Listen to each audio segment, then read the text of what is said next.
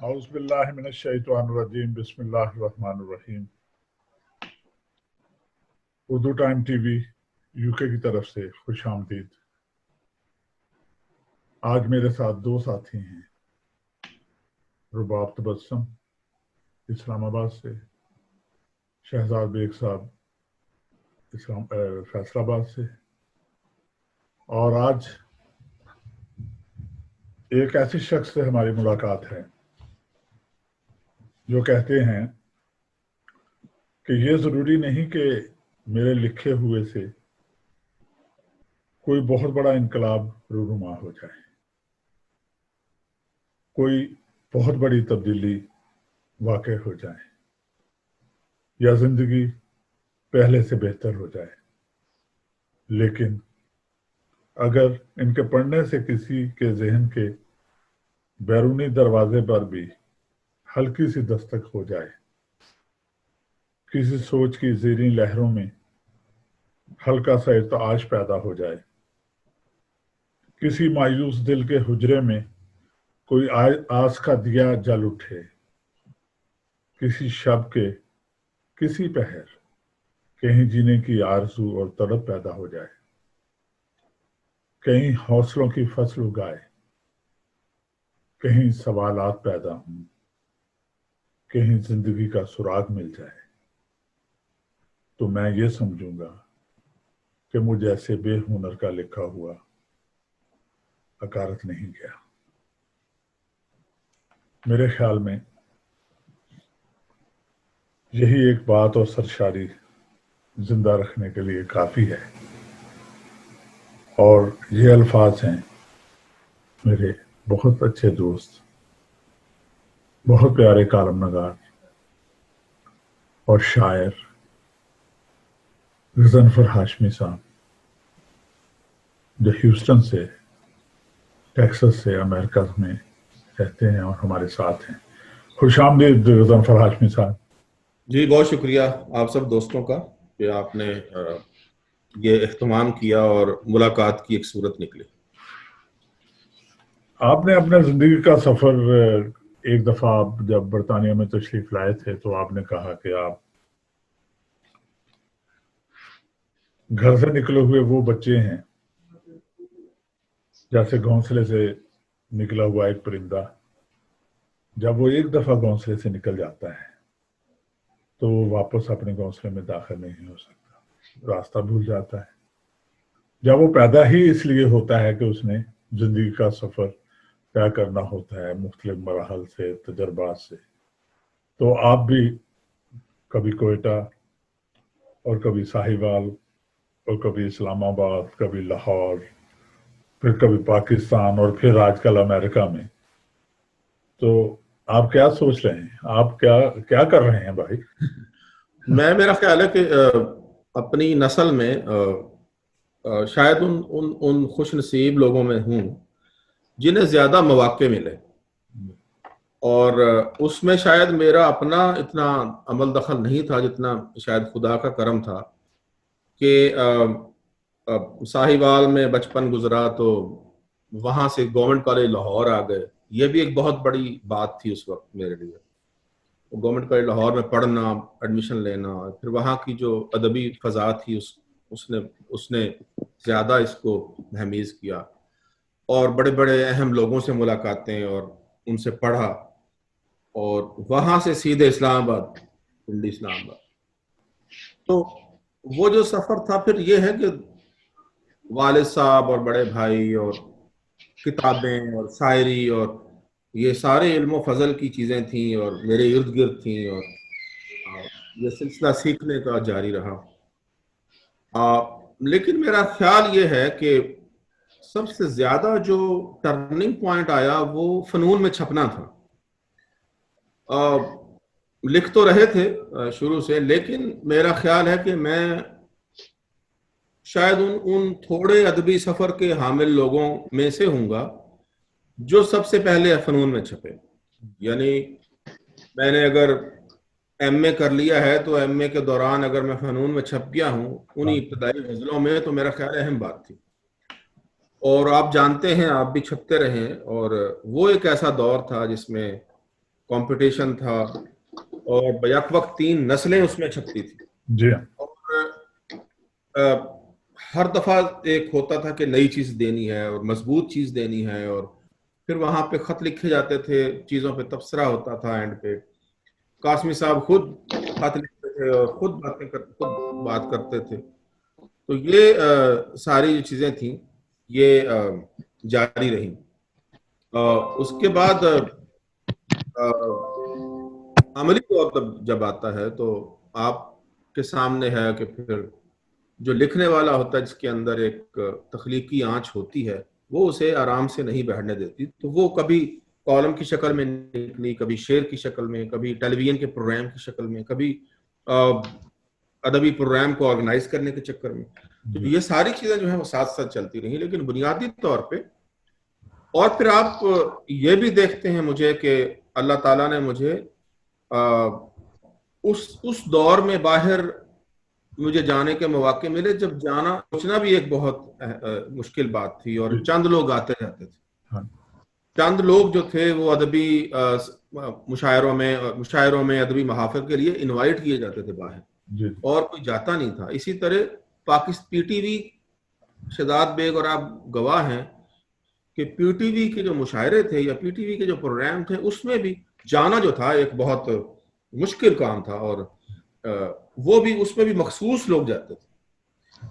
उन मखसूस लोगों में फिर अल्लाह ताला ने ये रास्ते बनाए, और शायद मैं उन लोगों में से हूँ जिन्होंने उस हसार को या उस चीज को तोड़ा और अपना रास्ता बना के वहां हमने जगह बनाई, मुशायरे पढ़े, निजामतें की, और फिर अदबी कॉन्फ्रेंसेस में गए।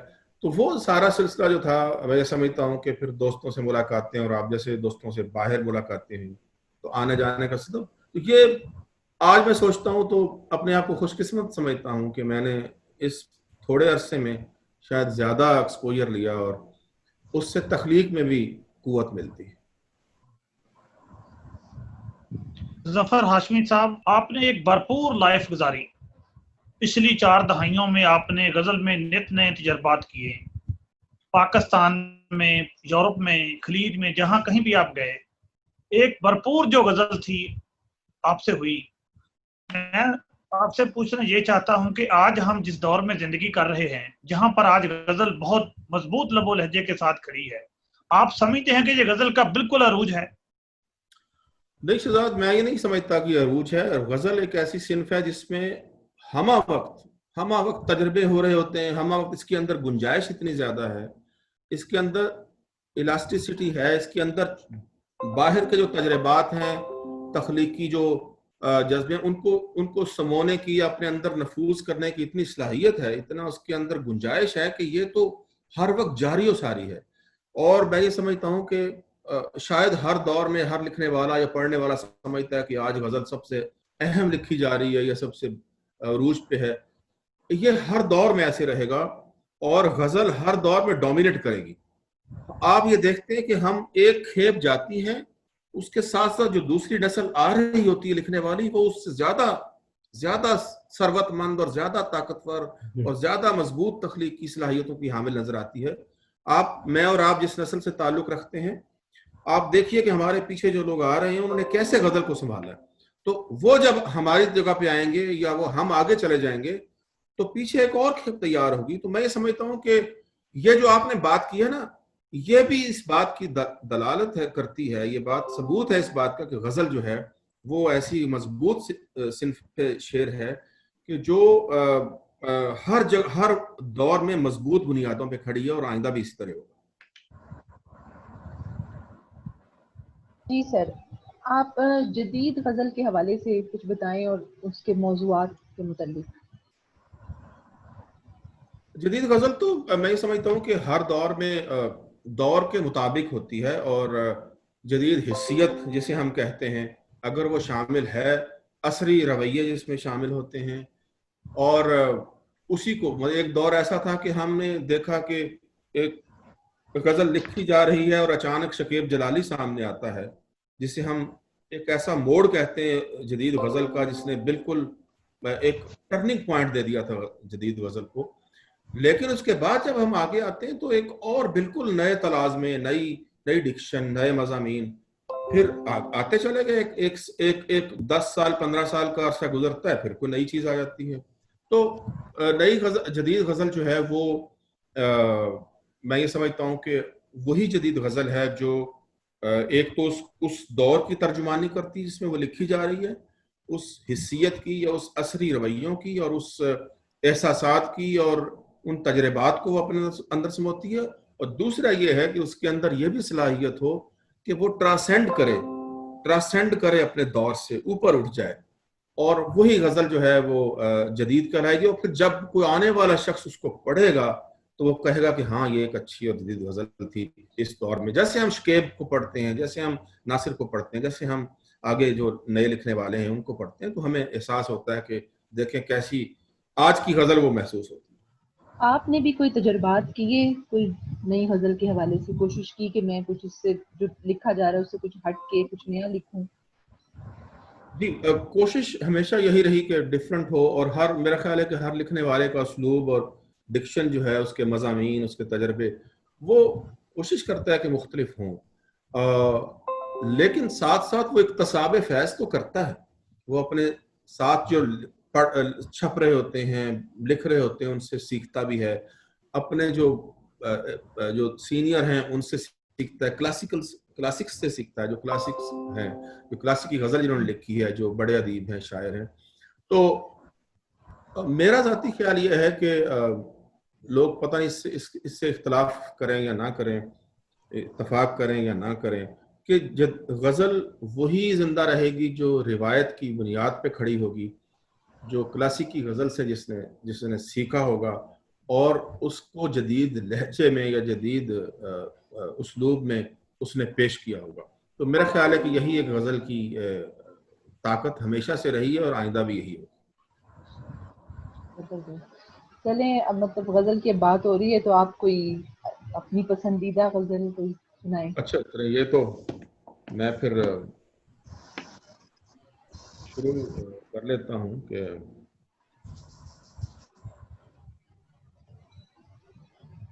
میں 2-3 شعر سناتا ہوں کہ ہر دور میرا ساتھ نبھانے کے لیے تھا، ہر دور میرا ساتھ نبھانے کے لیے تھا، لیکن میں کسی اور زمانے کے لیے تھا. اور میرا ساتھ نبھانے کے لیے تھا، لیکن میں کسی اور زمانے کے لیے تھا. ایک یاد گریزاں تھی قدم روکنے والی، ایک یاد گریزاں تھی قدم روکنے والی، ایک خواب مجھے تیز چلانے کے لیے تھا. اچھا، ایک خواب مجھے تیز چلانے کے لیے تھا. مٹ جائے گا سب کچھ میرے اٹھتے ہی یہاں سے، مٹ جائے گا سب کچھ میرے اٹھتے ہی یہاں سے، یہ رنگ تماشا میرے آنے کے لیے تھا. کیا بات ہے، واہ واہ واہ واہ واہ واہ واہ واہ. جی، غضنفر ہاشمی صاحب یہ بتائیے کہ کیا شاعری معاشرے میں کوئی بڑی تبدیلی لا سکتی ہے؟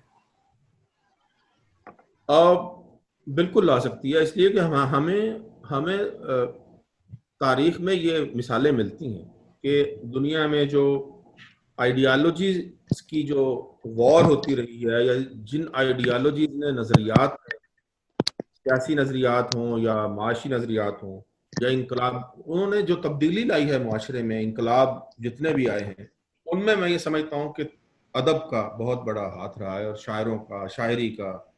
اور آپ کے اپنے، ہمارے اپنے ملک میں آپ دیکھ لیجئے کہ جب بھی کوئی ظلم ہوا ہے، جب بھی کوئی آپ کہیں کہ آمریت آئی ہے، جب بھی انصاف اور حقوق کا سلسلہ ہوا ہے، حقوق دبائے گئے اور انصاف نہیں دیا گیا، تو آپ یہ دیکھتے ہیں کہ وہیں کہیں فیض احمد فیض، وہیں حبیب جالب، وہیں احمد فراز، اور وہیں شیخ ایاز جیسے لوگ جو ہیں وہ سامنے آتے ہیں، اور ان کی آواز جو ہے دبانے کے لیے کیا کچھ نہیں ہوتا، لیکن ان کی شعر جو ہے وہ گونجتا ہے. وہ انہوں نے خود تو قربانیاں دیں اس کی، لیکن اس کے شعر جو ہیں وہ ہمیشہ ٹریول کریں گے، وہ وہ اس وقت بھی دلوں میں شمع روشن کرتے تھے، اس وقت بھی لوگوں کو اپنے حقوق کے لیے آگے بڑھنے کے لیے اور جد و جہد کرنے کا ایک آگ ان کے اندر، ایک آنچ ان کے اندر جلاتے تھے، اب بھی کرتے ہیں۔ اب بھی ایک لکھنے والا، پڑھنے والا، جد و جہد کرنے والا اپنے حقوق کے لیے، اپنی آواز کو بلند کرنے کے لیے ایسے ہی لوگوں کے شعر یاد کرے گا۔ تو میں یہ سمجھتا ہوں کہ لکھنے والے کا، اسی طرح فرانس کا انقلاب فرانس ہو، روس ہو، چین ہو، آپ چلی چلے جائیں، آپ ساؤتھ امریکہ کے ملکوں میں چلے جائیں، آپ کو شاعر ملیں گے، آپ کو افسانہ نگار ملیں گے، آپ کو وہ جنہوں نے جد و جہد کیا، جیلوں میں گئے ہیں، مارے گئے ہیں اور برا حال ہوا، جاب چلی گئی۔ تو یہ سارا سلسلہ جو ہے پوری دنیا میں چلتا رہا ہے اور آئندہ بھی اسی طرح رہے گا۔ مشاعرے کل پاکستان سارے ایک سلسلہ تھا، آیا امریکہ میں آ کر آپ محسوس کرتے ہیں کہ ادب کی رفتار یہاں پر بھی کچھ ایسی رہی ہے؟ بڑا اچھا سوال ہے۔ میں یہ سمجھتا ہوں کہ یہ میں مس کرتا ہوں پاکستان کو ہمیشہ، اور خیر میں اس لحاظ سے بھی خیر ایک لکھنے والے کو اپنی زمین جو ہے نا، صابر رضا صاحب، لکھنے والے کو اپنی زمین نہیں چھوڑنی چاہیے، اپنی مٹی نہیں چھوڑنی چاہیے۔ بہت اچھا، بہت اچھا۔ ورنہ وہ جو مٹی ہے نا، وہ جو زمین ہے، وہ بھی آپ کو بھول جاتی ہے۔ تو وہی مٹی، وہی فضا، وہ جو زمین ہے، وہ آپ کو، آپ کے لفظوں کو، آپ کی تخلیق کو، آپ کو وہی ایک تو قوت فراہم کرتی ہے۔ وہ قوت آپ سے چھن جاتی ہے۔ اچھا، یہ ایسے ہی ہے جیسے گملے میں لگے ہوئے پودے ہوتے ہیں۔ لیکن شہزاد، یہاں پہ میں نے دیکھا کہ امریکہ میں خاص طور پہ، اور میں جس شہر میں ہوں وہاں بھی تقریبات بہت ہوتی رہی ہیں۔ آج کل تو چونکہ حالات ایسے ہیں کہ نہیں ہو رہی، لیکن یہاں تقریبات ہوتی ہیں، اور یہاں لکھنے والے بھی بڑے اچھے ہیں۔ 2-4 نام ایسے ہیں جو بہت اچھا لکھتے ہیں، اور ان کا نام پہلے سے بنا ہوا تھا۔ اور امریکہ کے اور شہروں میں کئی تقریبات ہوتی ہیں، مشاعرے تو بہت ہوتے ہیں۔ یہاں پہ مختلف تنظیمیں ہیں جو ہر سال مشاعرے کرواتی ہیں، لوگوں کو بلاتی ہیں، اور یہاں پہ ہوتا رہا۔ تو ایک سلسلہ تو چلتا رہتا ہے، لیکن وہ جو ایک لکھنے والے کے لیے شام گزارنے کا ایک تھا نا وقت، ایک لمحہ ہوتا ہے، ایک ادبی دوستوں کی جو محفل ہوتی ہے خاص، اور وہ یہاں نہیں ہے، اس لیے کہ آپ کو ہر شخص بزی ہے، ہر اپنے معاملات میں زندگی کے اسے وقت ملتا ہے کہیں ویکنڈ پہ، اور وہ ویکنڈ بھی اس کا مصروف ہوتا ہے۔ تو میں یہ سمجھتا ہوں کہ وہ اس لحاظ سے تو ہے، کمی ہے۔ اور لکھنے، اچھا ایک دوسرا اس سے جڑی ہوئی بات یہ ہے کہ لکھنے میں بھی فرق آتا ہے۔ آپ لکھتے تو ہیں، لیکن آپ پھر وہ نہیں لکھتے جو آپ سوچ رہے ہیں۔ آپ کو پھر یہاں کے تجربات اپنی اس میں تخلیق میں لاتے ہیں۔ ہجرت کا تجربہ ہے، تنہائی کا تجربہ ہے، آپ کے پاس جو کثیرن، جسے ہم ملٹی کلچرزم کہتے ہیں، اس کا تجربہ آپ کی شعری تخلیق میں آتا ہے۔ پھر آپ کی نئی نسل کا تجربہ آتا ہے کہ اس کے ساتھ آپ کے، تو وہ لکھنے والا جو ہے تھوڑا سا مختلف ہو جاتا ہے پاکستان کے لکھنے والے، جس میں سارا کچھ آپ کو میسر ہے، بڑے لوگ میسر ہیں، بڑی محافل میسر ہیں، بڑے اچھی شامیں آپ کے لیے ہر وقت موجود ہیں۔ یہاں کمی تو ہے، لیکن مشاعرے اور تخلیق کے اعتبار سے امریکہ میرا خیال ہے دنیا میں سب سے زیادہ وہ اہم ملک ہے جس میں اردو کی زیادہ تقریبات ہوتی ہیں۔ اچھا، آپ نے شاعری میں اصلاح کس سے لی، اور شاعر آپ کو کون سا پسند ہے؟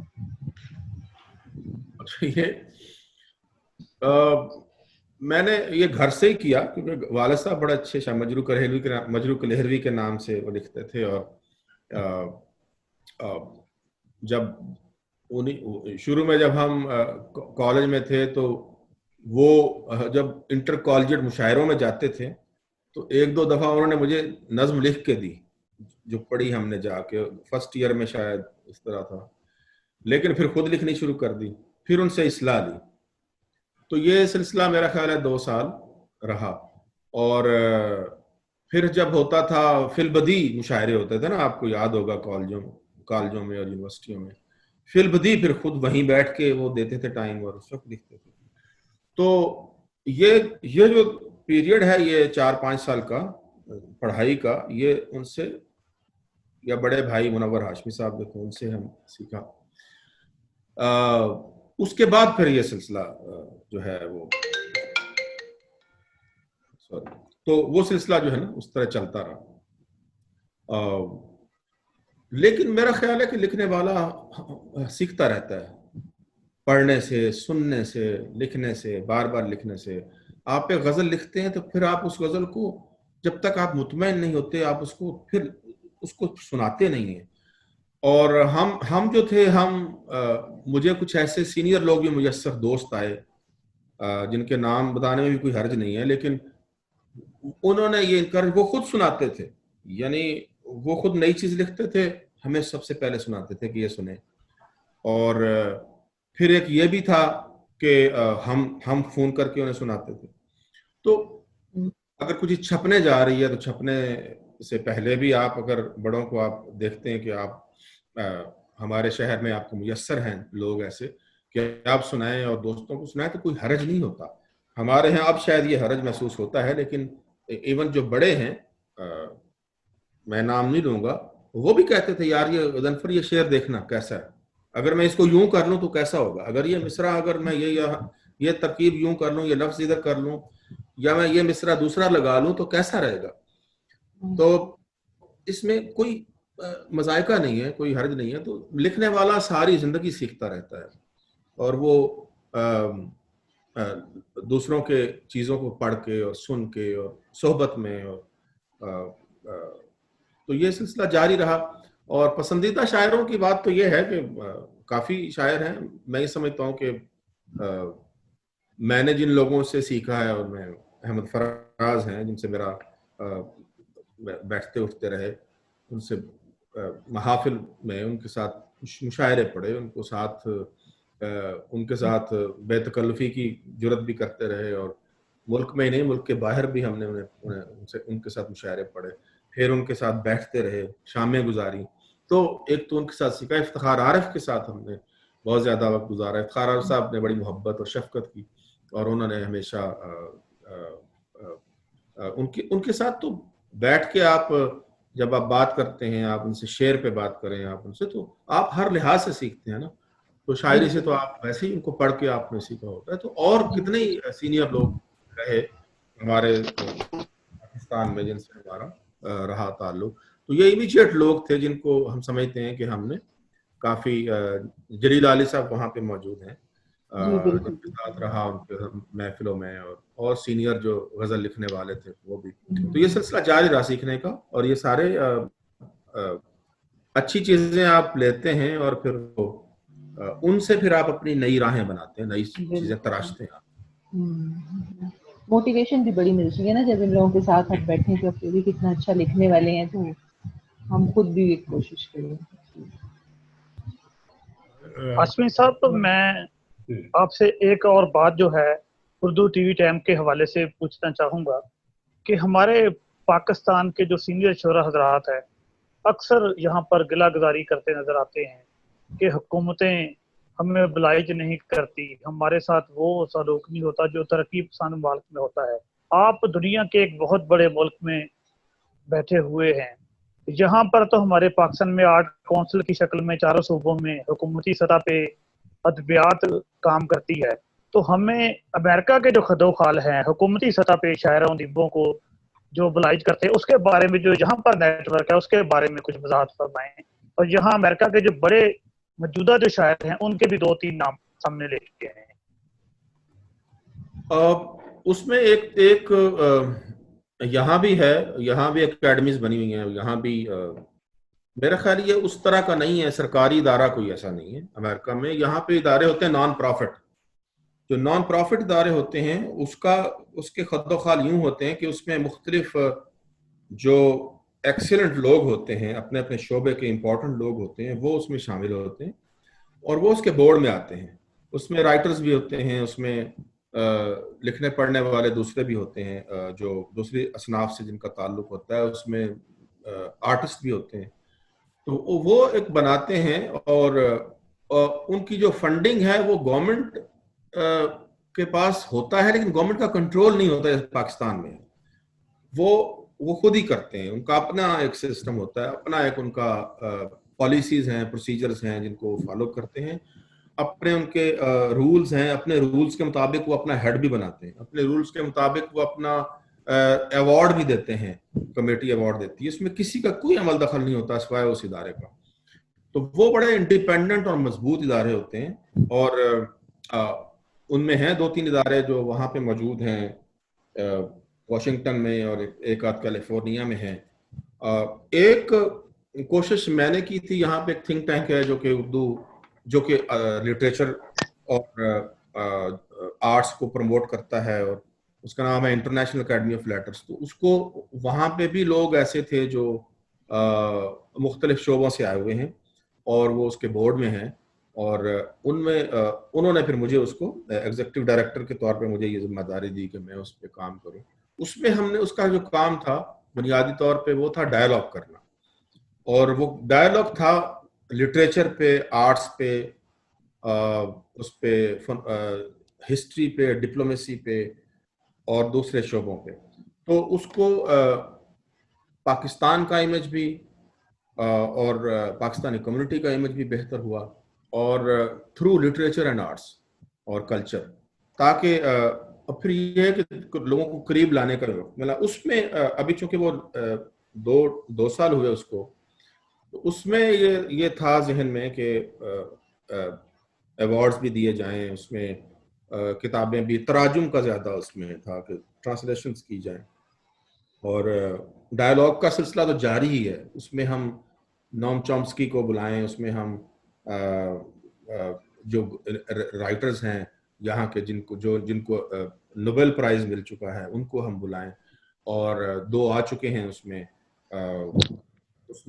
एथन केसी आ चुके हैं, इंटेलेक्चुअल आ चुके हैं, उसमें डिप्लोमेट्स आ चुके हैं, तो वो तो सिलसिला राइटर्स आ चुके हैं, तो उसमें वो सिलसिला तो जारी है। लेकिन उसके साथ साथ ये भी है कि उसमें ट्रांसलेशंस हों, कुछ नाम हमारे सामने, और उसमें फिर आप अवार्ड्स भी दें लोगों को, और ये दूसरी लैंग्वेजेस में भी शामिल, अंग्रेजी और उर्दू दोनों में होगा।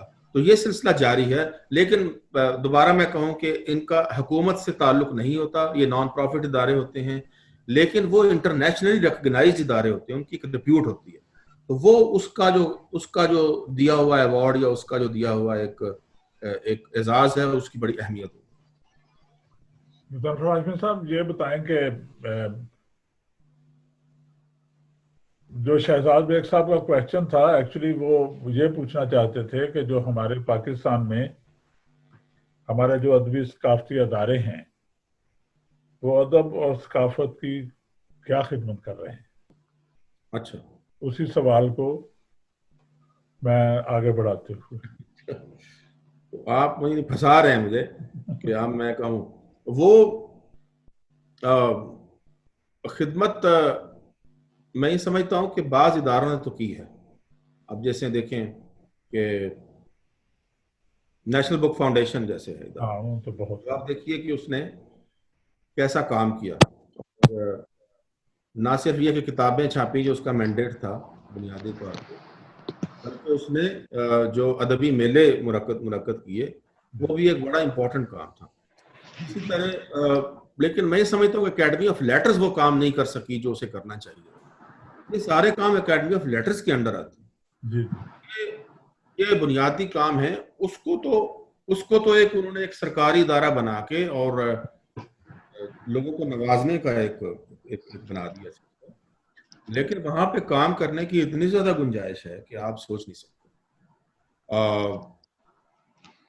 उसमें तकरीबात ही एक रह गया है कि तकरीबात होती रहें और वो होता रहे, लेकिन मैं ये समझता हूँ कि जो शहजाद बेग साहब ने कहा है कि अदीबों की खिदमत का जो अदीबों की सरपरस्ती का, ठीक है, हम ये तो कह सकते हैं कि हम सारे अदीबों को खुश तो नहीं कर सकते या मुतमईन नहीं कर सकते, लेकिन एकेडमी ऑफ लेटर्स को जिस तरह फ़ाल होना चाहिए था, अदीबों तक रसाई या उसको रीच आउट करना चाहिए था, क्योंकि उसका जो बुनियादी बिरादरी अदीब है, लिखने वाला है, اور وہ نہیں ہو سکا. اس کی وجوہات ہیں کئی جس پہ بات ہو سکتی ہے. اس پہ اچھے سربراہ بھی آئے, آج کل بھی اچھے ایک ہمارے دوست سربراہ موجود ہیں, تو ان سے بھی ہم امید کرتے ہیں کہ وہ بھی اس بات کو سنیں گے اور اس کو آگے لے کے جائیں گے.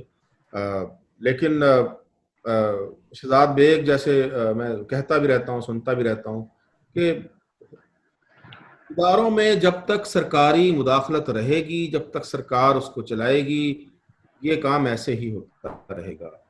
آپ کو اداروں کو مضبوط کرنے کے لیے اس کو انڈیپینڈنٹ کرنا ہوتا ہے, یہ ایک بنیادی بات. ادروائز تو وہ ایک ایسی چیز بن جاتی ہے, اس کو آپ نے دوستوں کے لیے رکھا ہوا ہو اور اس کو آپ نے سیٹ دے دی اور وہ 3 سال گزارے اور پھر اگلا آ گیا. یہی ہوتا رہے گا, یہی ہمارے ملک میں ہے. وہ مقتدرہ ہو یا اکیڈمی آف لیٹرز ہو یا وہ نیشنل بک فاؤنڈیشن, آپ نے دیکھا کہ جب بھی کوئی اچھا شخص باصلاحیت آتا ہے وہ کیسے کام کرتا ہے, آپ نے یہ بھی دیکھ لیا. جی ہاں, وہ تو سامنے ہے. تو میرا ذاتی خیال یہ ہے کہ یہ ڈیپینڈ کرتا ہے کہ سربراہ کون ہے. وہ سربراہ تھوڑے پیسوں یا تھوڑے وسائل سے بھی آپ کو کام کر کے دکھا دے اور وہ ادھر ادھر سے بھی فنڈز لے لیتا ہے. تو زیادہ تر یہ ہے کہ اگر باصلاحیت اور تخلیقی طور پہ تو خیر ہوتا ہی ہے آدمی, لیکن انتظامی طور پہ اور ویژنری آدمی اگر کوئی آ جاتا ہے تو وہ رہے ہیں, اکیڈمی میں بھی رہے ہیں, مقتدرہ میں بھی رہے ہیں. اکیڈمی میں زیادہ اس لیے میں کہوں گا کہ چونکہ زیادہ مداخلت ہے گورنمنٹ کی, وہاں کام نہیں ہو سکا جیسے کہ ہونا چاہیے تھا. لیکن اگر وہی لوگ مقتدرہ میں چلے گئے ہیں یا وہی لوگ اگر وہاں پہ آ گئے نیشنل بک فاؤنڈیشن میں یا اردو ڈکشنری بورڈ میں یا الحمرہ میں, آپ دیکھ لیں تو کیسے کام ہوا ہے. اختلافات یا آپ اس پہ ڈیبیٹ کر سکتے ہیں, لیکن کام تو ہوا ہے, اس میں تو کوئی دو رائے نہیں ہے. لیکن مداخلت جب تک رہے گی گورنمنٹ کی, آپ کے ہاتھ بندے رہیں گے, آپ آزادی سے یہ کام نہیں کر سکتے. جی, اب آخر میں کلام شاعر با زبان شاعر, ہاں جی, میں آپ کیا سنانا چاہتے ہیں؟ ایک نظم بھی سنائیں, ایک غزل بھی سنائیں. جی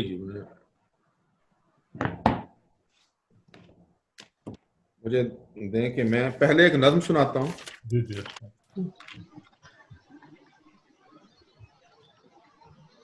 اشمت صاحب اگر تھوڑا سا پیچھے ہو جائیں. ہاں. رات چلتی رہی جسم کے مابدوں میں, زمانوں سے جلتے دیوں کو بجھاتی ہوئی, لمحہ لمحہ اداسی کا ایندھن بنی, نارسائی کی رمزوں میں لپٹی ہوئی رات چلتی رہی. رات چلتی رہی جسم کے مابدوں میں, زمانوں سے جلتے دیوں کو بجھاتی ہوئی, لمحہ لمحہ اداسی کا ایندھن بنی, نارسائی کی رمزوں میں لپٹی ہوئی رات چلتی رہی. کیا بات. یاد چلتی رہی, یاد چلتی رہی خستگی کے مساموں میں اٹکی ہوئی, دلی کے زمانوں میں جیبوں جرابوں درازوں کتابوں میں رکھی ہوئی درد بنتی ہوئی یاد چلتی رہی. خستگی کے مساموں میں اٹکی ہوئی, بے دلی کے زمانوں میں جیبوں جرابوں درازوں کتابوں میں رکھی ہوئی درد بنتی ہوئی یاد چلتی رہی. خواب چلتا رہا, خواب چلتا رہا دشت فرقت میں بھٹکی ہوئی نیند میں, ہجر کے جنگلوں سے گزرتے ہوئے سر پٹکتے ہوئے خواب چلتا رہا. دشت فرقت میں بھٹکی ہوئی نیند میں, ہجر کے جنگلوں سے گزرتے ہوئے سر پٹکتے ہوئے خواب چلتا رہا.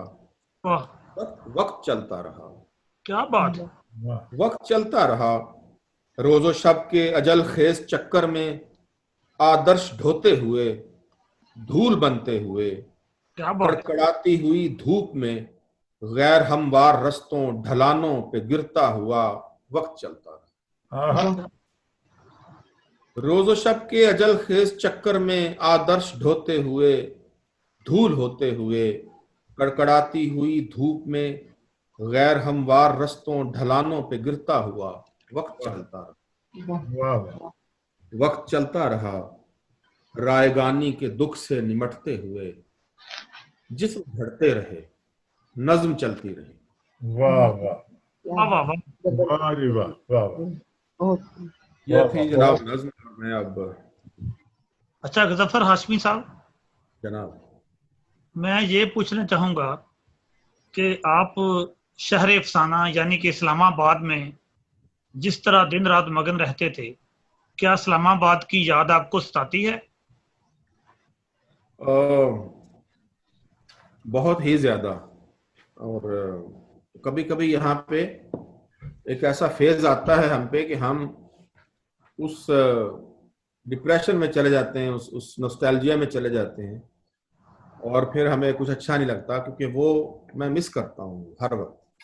اور شاید یہ وقت جلدی ختم ہو جائے گا اور انشاءاللہ واپسی ہوگی، اور یہ وقت جو ہے، لیکن میرا خیال یہ ہے کہ ساتھ یہ بھی ایک آسودگی ہے، ایک طمانیت یہ بھی ہے کہ آپ سے اللہ تعالیٰ نے جہاں آپ کو رکھنا ہوتا ہے، یا جہاں رزق کے وسائل ہوتے ہیں، یا جہاں آپ کے کوئی کام لینا ہوتا ہے، کچھ لکھنے پڑھنے کا یا تجربات ایکسپوجر کا، وہ آپ نے وہاں جانا ہی ہوتا ہے. میرا ہی ایک شعر ہے کہ وہاں اسے ہر حال میں جانا ہوتا ہے جہاں کسی کا آب و دانہ ہوتا ہے.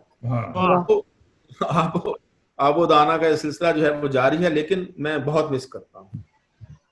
اچھا غضنفر ہاشمی صاحب، یہ کلام شاعر بازبان شاعر کا سلسلہ چل رہا ہے، لیکن مجھے آپ کی یہ غزل بہت پسند ہے کہ پوری تصویر مجھے اس کی بنانی بھی نہیں، اگر اس کے چاند جو اشعار ہے وہ ادا ہاں، یہ شہزاد بیگ صاحب، جب میں کچھ عرصہ صابر صاحب میں فیصل آباد مجھے جانا پڑا دفتری معاملات میں، تو شہزاد سے بڑی محبت رہی، اور ان دنوں یہ غزل جو تھی یہ سنائی، اور پھر انہوں نے مشاعروں میں بھی اس کو وہاں پہ لکھا، اور مجھے خوشی ہے اس بات کی کہ ہمارا دوست یاد رکھتا. وہ تھی کہ اتنا رویا ہوں کہ اب آنکھ میں پانی بھی نہیں. کیا بات ہے، کیا بات ہے، اتنا رویا ہوں کہ اب آنکھ میں پانی بھی نہیں. نہیں، میں نے یہ بات مگر اس کو بتانی بھی نہیں. کیا بات ہے، کیا بات ہے، اسے محبت کرتے ہیں. زندگی اب تو تعلق کی یہی صورت ہے. کیا بات، کیا مصرع ہے. زندگی اب تو تعلق کی یہی صورت ہے، تجھ سے رکھنی بھی ہے اور تجھ سے نبھانی بھی نہیں. کیا بات ہے، کیا زندگی اب تو تعلق کی یہی صورت ہے، کیا بات ہے. تجھ سے رکھنی بھی ہے اور تجھ سے نبھانی بھی نہیں. صرف آنکھیں ہی جو بن جائیں تو یہ بھی ہے بہت. کیا بات ہے، کیا بات ہے. صرف آنکھیں ہی جو بن جائیں تو یہ بھی ہے بہت. پوری تصویر مجھے اس کی بنانی بھی نہیں. سبحان اللہ، پوری تصویر مجھے اس کی بنانی بھی نہیں. کوئی بے خیز سفر پاؤں سے لپٹا ہے کہ ہم. کوئی بے فیض سفر پاؤں سے لپٹا ہے کہ ہم چلتے رہتے بھی ہیں اور نقل مکانی بھی نہیں. چلتے رہتے بھی ہیں اور نقل مکانی بھی نہیں. ایک دیوار کھڑی ہے میرے اس کے مابین. ایک دیوار کھڑی ہے میرے اس کے مابین. میں نے رکھنی بھی نہیں اس نے گرانی بھی نہیں. یہ تھی وہ غزل. تو میں دو چار شعر اور سناتا ہوں کہ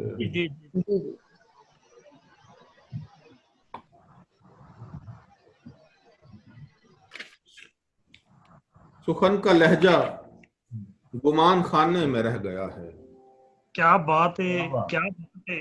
سخن کا لہجہ گمان خانے میں رہ گیا ہے. میرا زمانہ کسی زمانے میں رہ گیا ہے.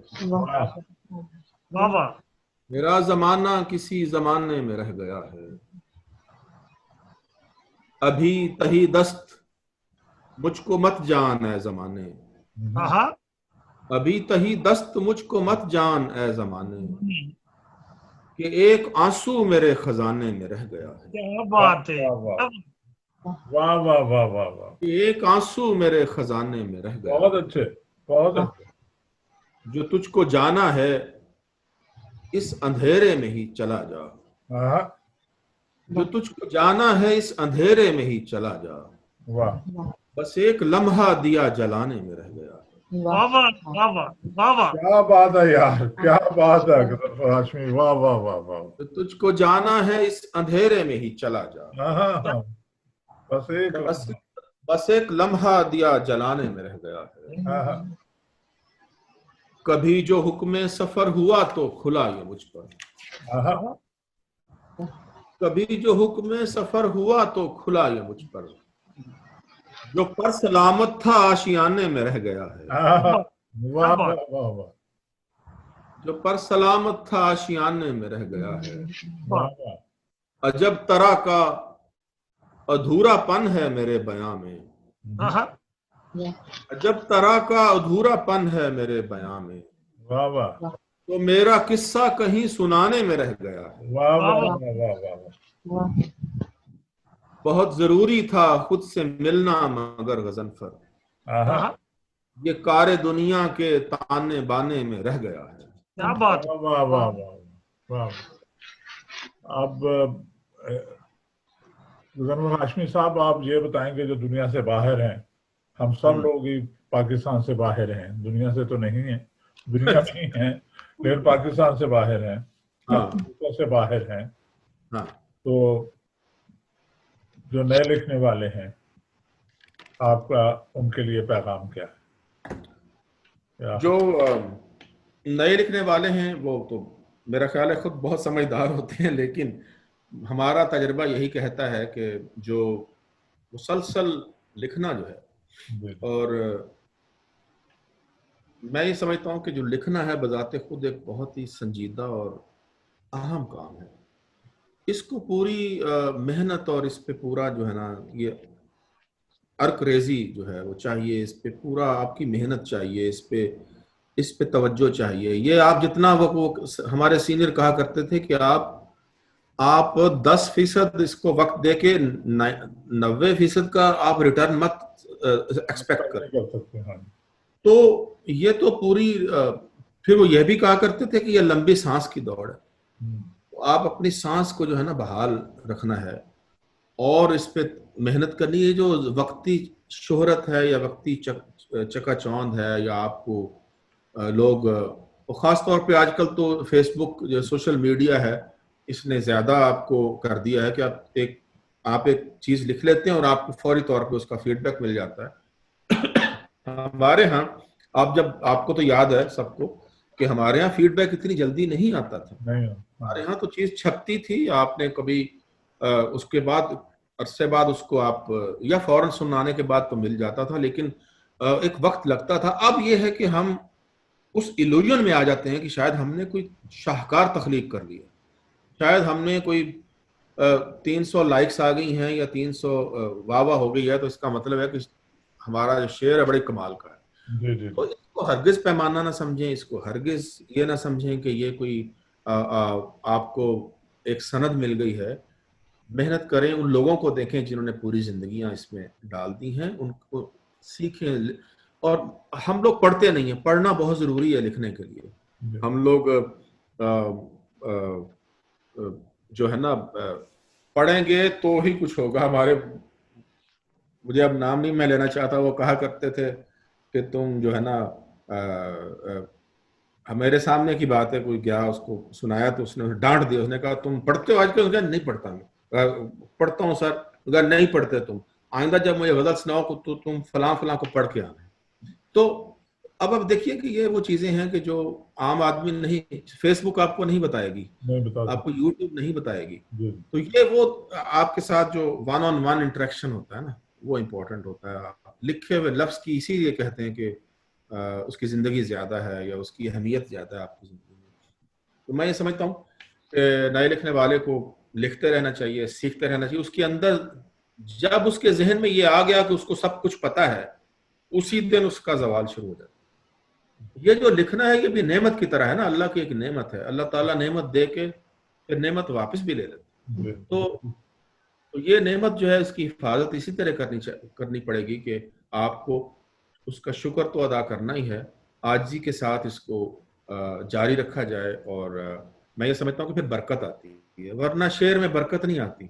आपके सामने कई लोग हैं जिन्हें आप भी कहते हैं, हम भी कहते हैं बड़े बेबरकते शायर।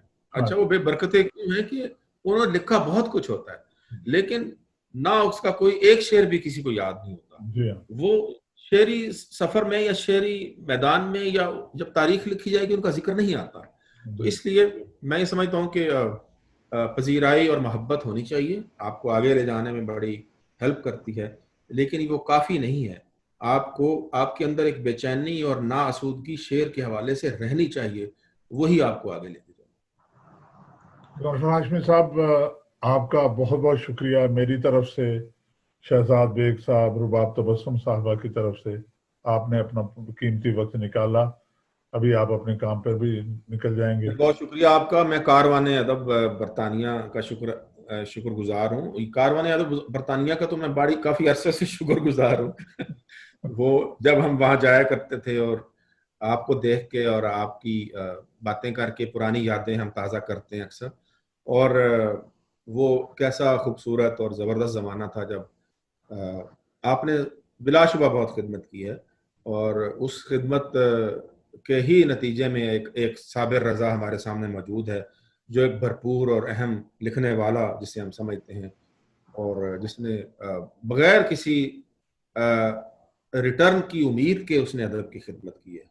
اور میں سمجھتا ہوں کہ اس میں دوست بھی تھے اور دوسرے لوگ بھی شامل تھے جن کو اس نے وقت دیا, اس کو موقع دیا کہ وہ وہاں پہ بلایا, خدمت کی, اور خدمت کر کے آپ خوش ہوتے تھے.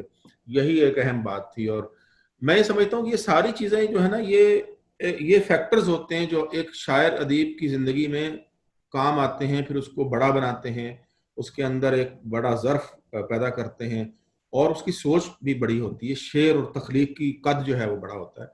تو ہمیں خوشی ہے کہ آپ نے اہم کام بھی کیا اور آئندہ بھی کر رہے ہیں. شہزاد بیگ کا بھی میں شکریہ ادا کرتا ہوں. شہزاد بیگ نے بہت کام کیا ہے فیصل آباد میں, اور شعر تو لکھا ہی ہے مضبوط اور اچھا, بہت اہم لکھا, لیکن وہاں کی جو ادبی فضا تھی اس کو تحرک دینے میں, اس کو آگے بڑھانے میں شہزاد بیگ کا ہمیشہ جو ہے نا نام لیا جائے گا. ایک وقت میں بہت ساری چیزیں کام کر رہی ہوتی ہیں آپ کے شہر میں بھی, آپ کے ملک میں بھی. کئی ادارے, کئی لوگ, کئی آپ کے حق میں بات کریں گے, کئی آپ کے, لیکن اندر سے دل سے وہ تسلیم کر رہے ہوتے. وہ آپ کے کام کو کوئی ایسا نہیں ہے جو آپ کو تسلیم نہ کرے. کام جو ہے ٹھوس بنیادوں پہ ہونا چاہیے. اللہ تعالیٰ آپ سب کو خوش رکھے. رباب آپ کا شکریہ, آپ نے وقت دیا, اور انشاءاللہ زندگی رہی تو ملاقات ہوگی. اور آپ سے بھائی وہ ایک بات, ابھی تو آج ساری جو گفتگو ہوئی ہے وہ شاعری کے حوالے سے ہوئی ہے, تو انشاءاللہ آئندہ ملاقات میں آپ سے آپ کی کالم نگاری کے حوالے سے, آپ کے جرنلسٹ, چونکہ یہاں پہ میں ایک ٹیلی ویژن کے ساتھ وابستہ ہوں, ARY کے ساتھ, تو یہاں پروگرام کرتے ہیں, ہوسٹ کرتے ہیں کرنٹ افیئرس پہ بھی, اور ہم باقی جو ہے تبصرے, کامنٹری اور کالم, تو انشاءاللہ اس پہ بات ہونی چاہیے آئندہ کی. انشاءاللہ آئندہ پروگرام میں ہوگی. اردو ٹائم ٹی وی کی طرف سے آپ سب کا بہت بہت شکریہ. اللہ حافظ. اللہ حافظ.